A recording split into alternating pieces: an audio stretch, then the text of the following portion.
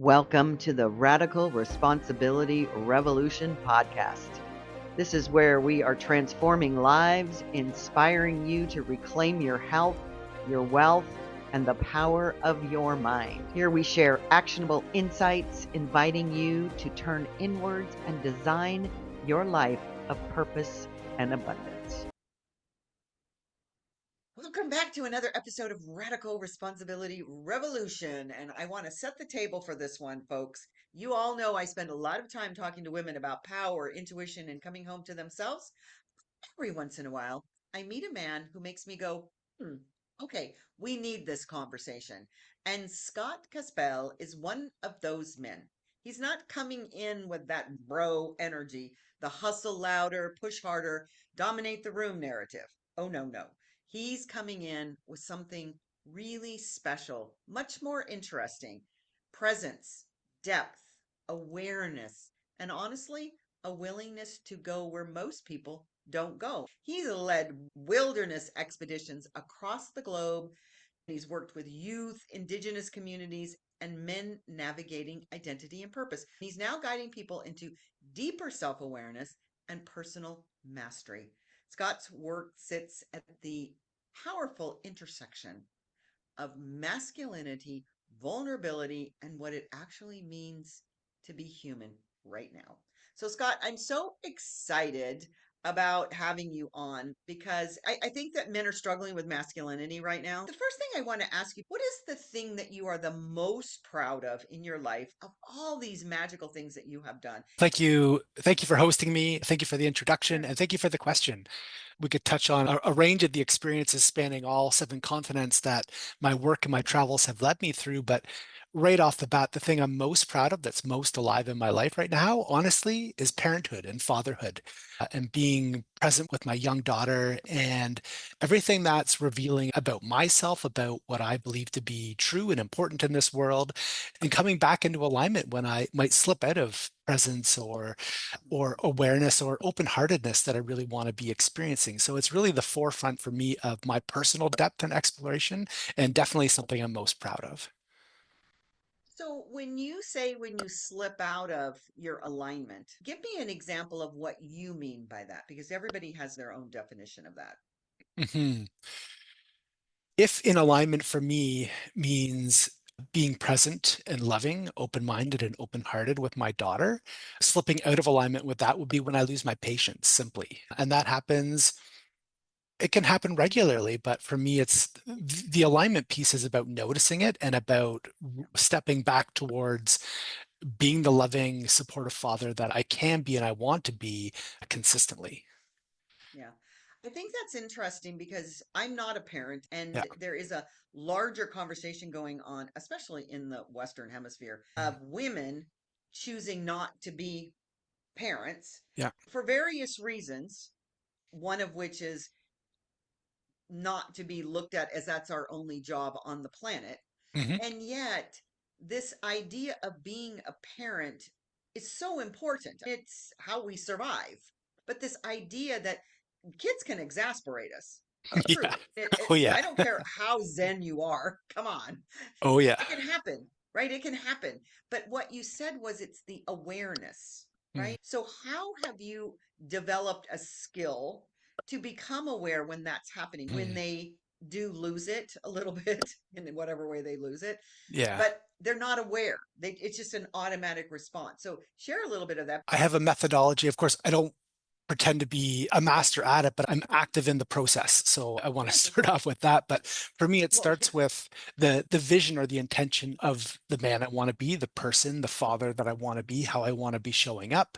So starting with that, and then the awareness piece, endeavoring to be more and more present, and really attuned with my daughter and her our interactions. And the same could be said when I'm sitting with a coaching client and I'm there. It's about the more present and attuned I can be to the space between us, the more powerfully I'm showing up in my professional life as a coach and my other realms and hats that I wear, and definitely with my daughter. And so it's for me, it's about not normalizing impatience, for example. It's about having the habit of awareness and the habit of wanting to be more more present and whatnot. And I don't always succeed at that. I'm not the perfect parent. I Absolutely. don't excel at patience necessarily, but that's my intention. That's my goal. And Yeah. to continually, like riding a bike, if I'm wobbling, I want to get enough momentum that I can develop that habit where it's aiming towards second nature. And when I Right. slip, I catch myself quicker than not. Yeah. No, it's brilliant because we give up. I think we're a society that is just so much into immediate everything. We want to know what we want to know. We want to see what we want to see. We want to get Yeah. what we want to get now. And that's just not the world that we live in, although that's people keep saying it is. Yeah. Let's talk about you a little bit, how you got to be who you are today. You had this pivotal moment as a young man where everything shifted for you. Actually, did something unlike what most men would do, or young men. To me, you have a dream life, but at the same time, it's because of your inner self. So I want to get a little bit of picture of who Scott is and the parent and the coach that you are today. For me, the pivotal period of time in my life was as a late teen. I was a teen with a robust social life, but not a lot of life direction, and could have easily gone any number of directions, some potentially not very constructive or beneficial for myself, my long-term health and longevity, and so forth. And through following my both my intuition, but also my support and encouragement from my parents at the time to pursue, for me, it was an outdoor adventure, outdoor education college program. And it was unclear what job necessarily it might provide, but it opened up doors of potential for me, and it connected with the aliveness that I wanted to experience Mhm. within me. And my life just did a 180 during that period of time. I had an excellent mentor within the program, met an excellent cohort of people, and I just was spit out at 100 miles an hour, going a different direction coming out of that program, and just had motivation, passion, enthusiasm, and really a belief in myself, a confidence that I could pursue what I wanted to. I could make a meaningful impact in the world, and I could love life day to day doing that. And yeah, that's in a nutshell, sort of some of that pivotal period of time. And that sort of consisted through education. And I know we'll get maybe into some other stuff from there, but that's what I'll say briefly about that period of time. So it seems to me that there's a lot of wisdom just in that little vignette that we Mm, are missing in the world in general with mm, parenting. You had great mentors, but also the outdoors component. So yeah. this is a lifelong experience for you. But I find it so fascinating to put that in juxtaposition of the world that we live in today, Mm, where parents use screens to babysit. Literally, mm, it's scary almost to me because outdoors being in nature, that's our nature.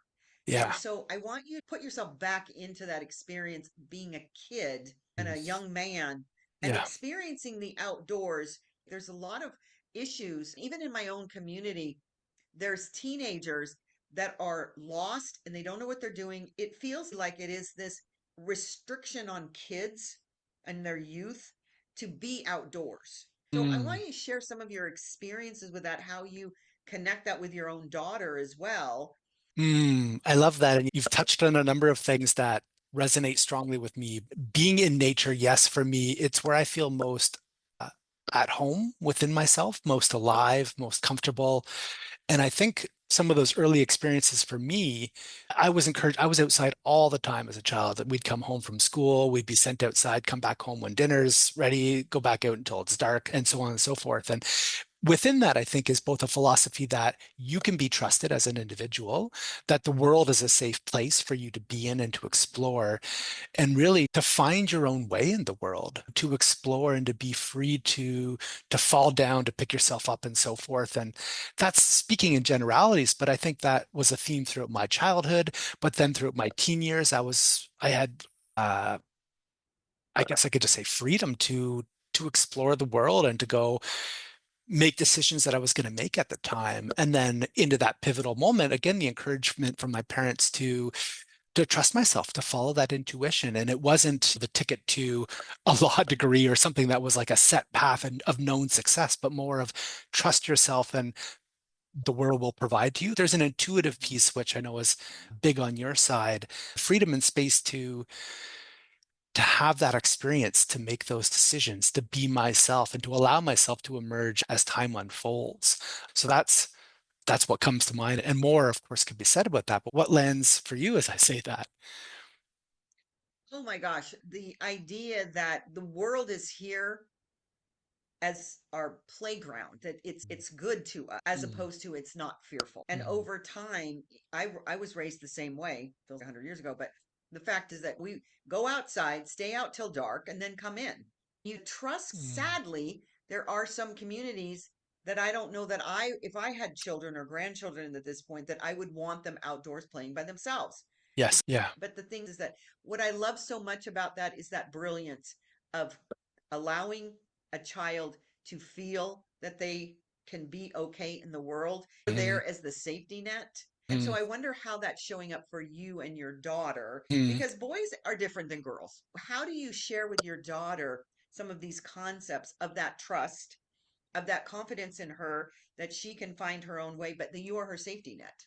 These are conversations that my wife and I have on an ongoing basis about how to raise our daughter in a way that resonates with us. And the world is a different place than when I was growing up, and I'm in a much larger city than the small town where I grew up. So the environment is very different, but we're endeavoring to bring some of that same philosophy to our parenting approach of definitely within our daughter's still quite young. This will evolve, I'm sure, as time goes on, but creating the space and encouraging her to like a lot of the things I was saying in my childhood to explore, to play, to be herself, to allow her authenticity to emerge, to flourish, to celebrate that. We have lots of fun little traditions in our household, like dance parties and playing and things that every family, I'm sure, has their own version of that. But really encouraging play, encouraging aliveness, and encouraging her sense of adventure and exploration is at the core of that.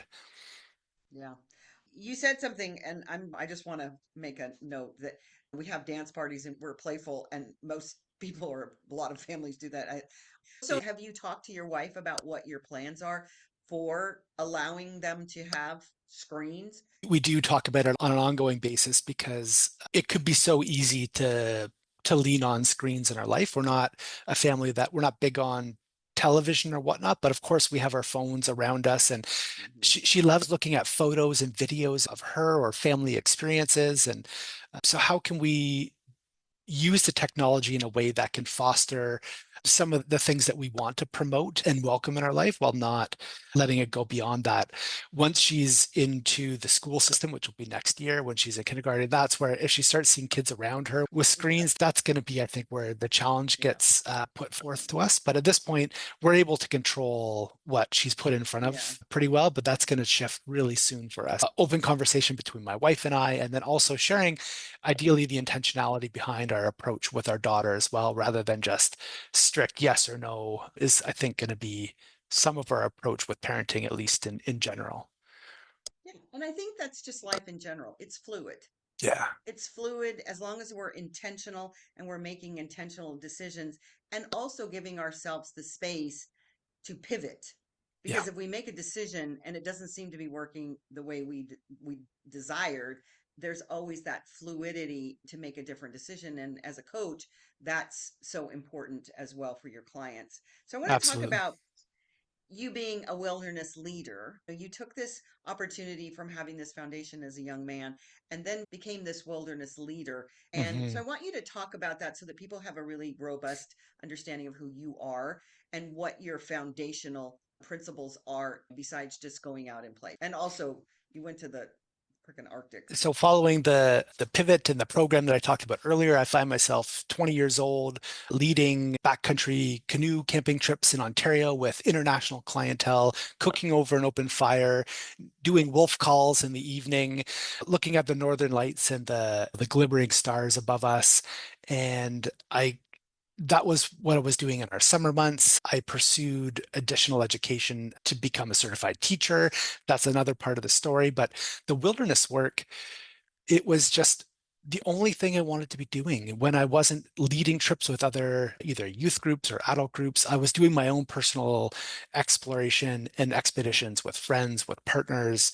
That started in Ontario and made my way further and further north. And by 2007, I led my first multi-week expedition in the Arctic River flowing up to the Arctic Ocean, and just loved it. I couldn't get enough of it, some in the tourism realm of things, but then started working leading youth groups through. There's a school, Outward Bound. There's schools around the world, including in the US, with the mission of helping people connect with themselves, developing leadership skills, but also really knowing yourself, a strong personal development component, as well as the outdoor skills that you need to live comfortably in the outdoors, whether you're canoeing, kayaking, we run dog sled expeditions. So a whole range of ways of being in nature. But for me, it was not just about going further and faster and climbing mountains to bag the peaks. It was about being in nature as a way of experiencing the world in a fuller way and the presence that could be there in being on these trips. I wouldn't think of life outside of that. I was completely living in the moment for those experiences. And then my decade at Outward Bound was leading again groups throughout Canada. I spent a season in Australia doing similar programs there. Oh. Yeah, just traveling, connecting with ourselves, having meaningful conversations around the campfire at the end of the day. And what else wants to be said? There's something about wilderness that really is an equalizer in that we're not how we present ourselves on the street. It strips away a lot of the masks that we might wear day to day because we're wearing our trip clothes, our character, and how we show up and what we can learn about ourselves, I think is amplified through an experience like that, in my experience. And so truer aspects of ourselves come forward, and the learning can be quite profound. On a number of the programs, we would have solo experiences, 24, 48 hours of the participants would be alone, and we would bookend it with ceremony and meaningful quotations to help really set the scene for the significance about what this is and reflecting on who we are, what we want to grow with in our lives, what we might want to leave behind, and then really witness that and cherish that and celebrate that within ourselves and within that group context. And they were incredibly powerful experiences as a leader. And it was that essence of working with people that then afterwards led me into coaching, doing that work one-on-one with people of similar conversations. Let's create a space where we can be real, we can be ourselves, and what wants to emerge can emerge between us. And what wants to be left behind or stripped away can do so naturally or intentionally through designed action and whatnot. And for me, the wilderness and those programs were providing a catalyst for me to do that work on a personal level and the foundation for me to develop the skill set to do that professionally.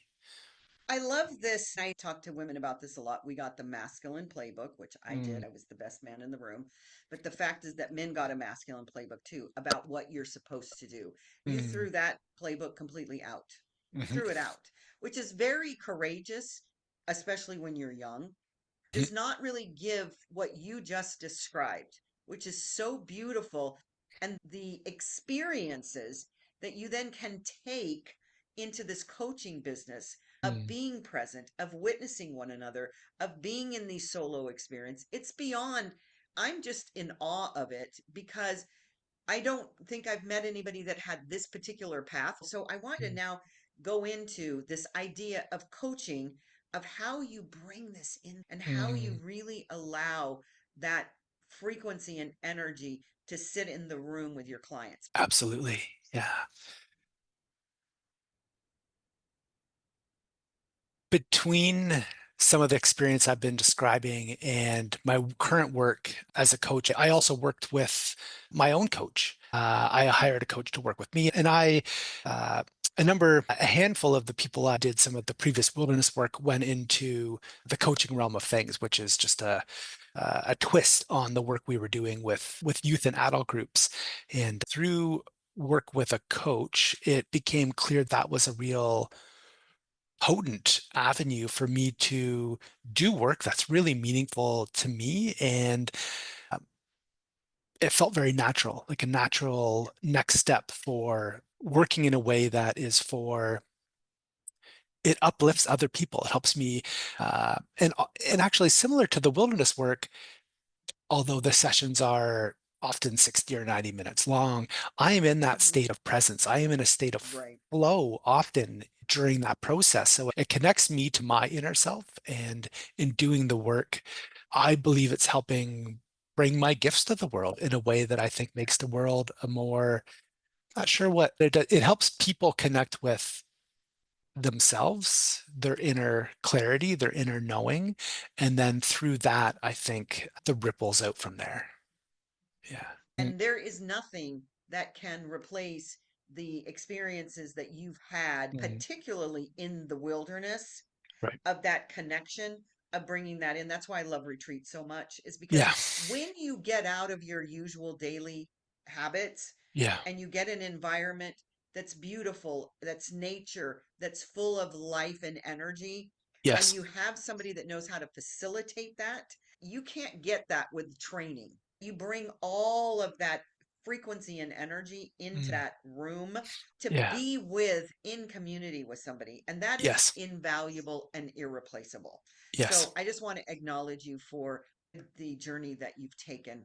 I want to talk about how you've been working with men in this coaching arena, but taking it in the context in this container that we're putting together of the world is confused. It just is.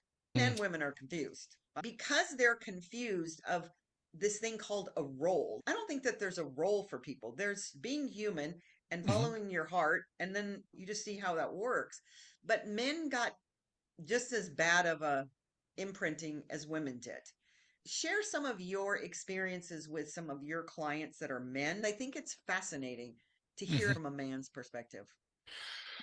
Yeah, the cultural imprinting on men and women is can be different. And at its core, I think there's a human need for all people to want to feel understood, Mhm. that they belong, that they can believe in themselves, that they're of value. And my work with men one-on-one and in men's group, I lead men's groups. We're hosting actually here tonight. I got a small group of local men that we get together and converse and do some programming. Some of the expectations we have on ourselves that whether it's that we think society or culture wants that from us or from our parents or whatnot, can be really ingrained quite strongly. And so I think Mhm. providing a space for people for the men in particular, to clarify at a deeper values level what it is that they're wanting to create in their life.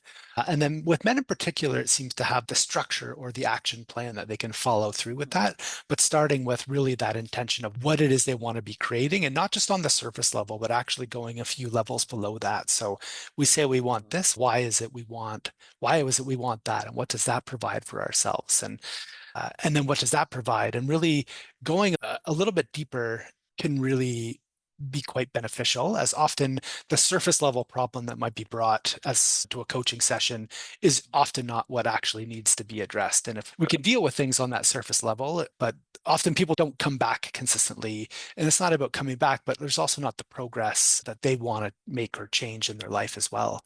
So helping men really dig a little bit deeper and understand. It's really understanding and then helping them see what's really going on and what the real challenge is for them. Uh, and Mhm. often that involves connecting to themselves, to their body, to their state of presence, rather than making decisions at a place of fear, but one of more openness and expansiveness. And that's a lot of, I think, what the work that the value that I bring to the coaching sessions is helping people understand their situation, connect on a deeper level, and then developing strategies, habits, practices to bring that into their life on a more complete way.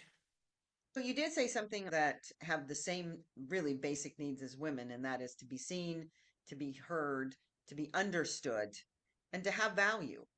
So when you find an opportunity with a gentleman and you can see that's really he's really wanting that, but he doesn't know how to ask for it. Men and women, we just don't know how to ask for what we want. When we can't ask for what we want, we will never get it. But what is it for men that keeps them more stuck? So what is the biggest armor that you see men have? That self-imposed expectation of how they think they should be. And To each their own. I think my level of thinking and work maybe isn't exactly aligned for every man at this point in time exactly, but for those who do want to look a little bit deeper, do want to make some shifts in their life, that's where I'm a good match for them in our work together. And one thing I would add also, what I said earlier about belonging and being understood, I believe is true.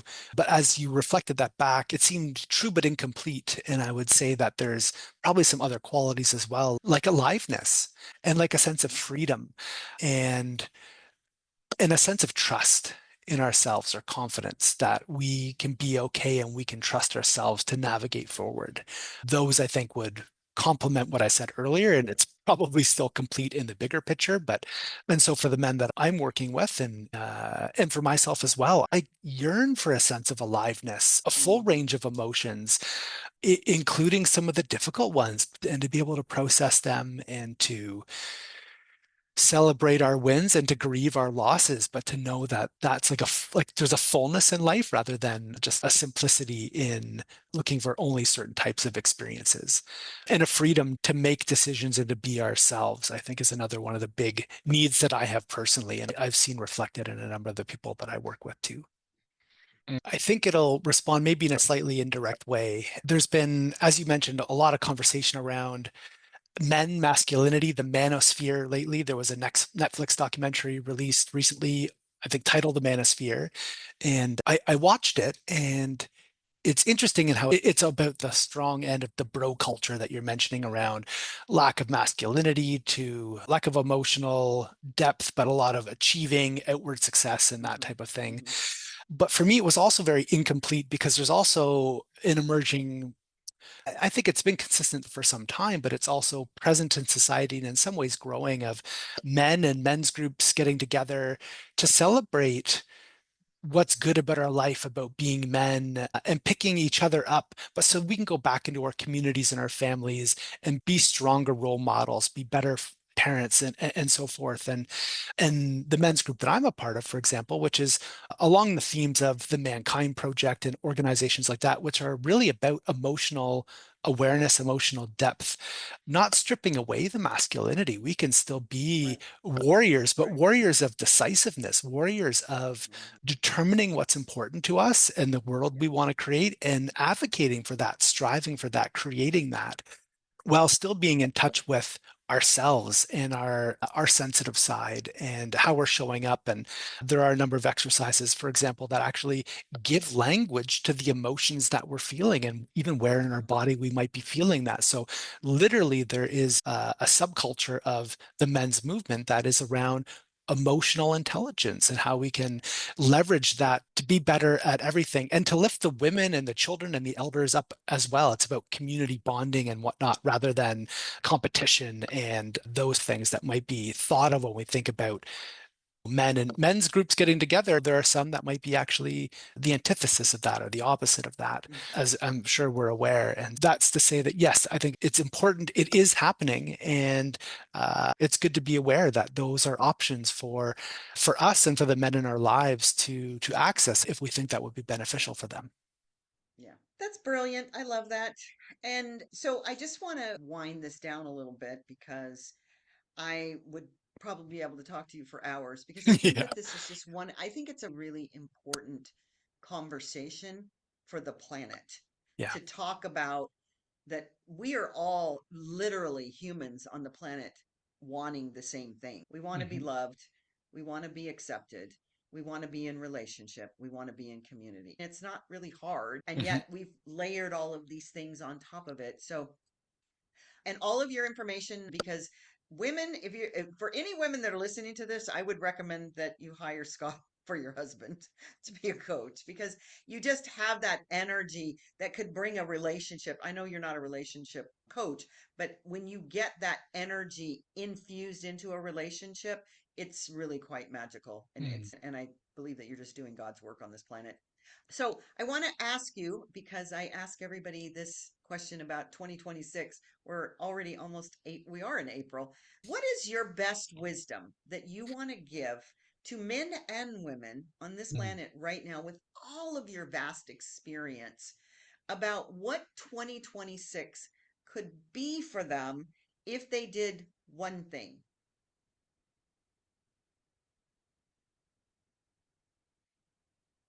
So what is the one thing? from your own wisdom?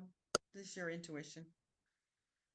What comes to mind for me is I've been doing an exercise around the new year for the past number of years, which is select a word or a concept that will help guide you for this coming year. And my word for this year was attunement, attuning to myself, to my surroundings, to what wants to be called out of me. And so my encouragement for your audience would be to look around, to be attuned to what's calling you forward, what's asking for your energy, what's asking to be let go of. It's For me, it's an inviting concept, one that invites contemplation and action as well. How can you become more attuned in this moment to what the world is asking for you? Yeah. I don't think that there could have been a better word for you, especially given your experience of being attuned to nature. It almost makes me cry because you are so attuned to your life. And when you're attuned to your life doesn't mean you're perfect, but you are being such a model. God, I don't know why this makes me cry. You're being such a model for men, and I'm so blessed that you're in the world and that you're doing these men's groups and that you're being a coach and that you're sharing with men because it really truly is needed, and it's these small little things that will change the entire world. So I'm so grateful that you took time out of your day. I know, did you send me something to talk about on the as a gift? I No, did share a document that I've created that is 10 PDF. centering practices to help Yeah, us okay. come So, more into that sense of center right. and presence. Yeah. And So it's, go on. Yeah, everything will be in the show notes. So great. it's a 10-step centering practice, which we all need to be more centered for sure. Yeah. Every day I practice that. And I wish I could just be up on a mountain top like a Zen monk. You are just a delight. And I am so grateful that you took this beautiful opportunity to share with my audience. And I'd love to have you back, just see where you're at, because I actually want to maybe interview you after your daughter's in school because I look forward to that's a that. whole nother dynamic. Thank you for the conversation. It's been lovely.